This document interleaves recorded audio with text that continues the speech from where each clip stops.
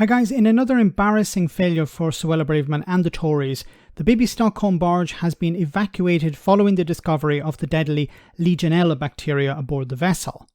This of course means that the barge will now need to be fully re-sanitized and re-inspected before it can be used.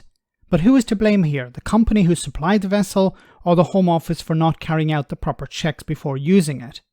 Anyway, Emily Carver at GB News is very concerned, not for the people on board, but if the accommodation can still be used. Have a listen to this. It's not as if this barge hasn't been home to people before. Yes, this bacteria has been found and therefore these asylum seekers, migrants have been taken off the barge as a precaution. But as you said, 755 people crossed the channel yesterday alone. We need huge amounts of accommodation. Can we really say no to this type of accommodation simply because this bacteria has been found? Do we need to find more accommodation like this? There are only so many hotels to go around. Simply because this bacteria has been found. Do you understand this is a deadly bacteria? God, complete and utter disregard for the asylum seekers here, of course, but this is part and parcel of GB News. They were complaining about asylum seekers not wanting to go onto the barge a few days ago, and they were complaining about the fire service, saying that it's a death trap.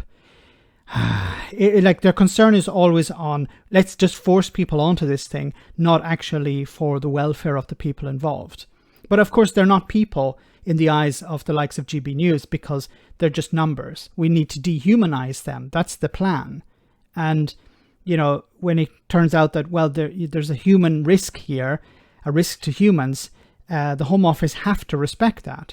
Now, what's the way forward for the Home Office? They could abandon this, which they should do. This isn't going to, you know, clear the backlog. This isn't going to actually deal with the numbers. You were talking about 500 or less people.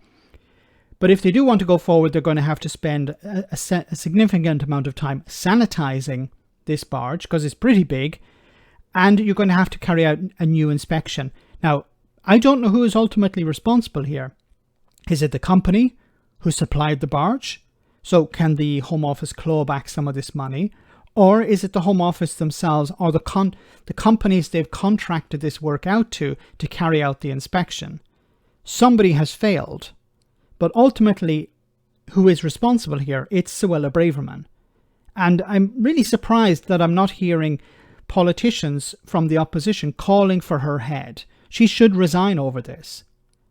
You know, a few weeks ago, there were 2 cruise ships that were ordered and they had to be turned away because of, I believe, the paperwork was not correct from 2 ports, one Liverpool and the other Edinburgh.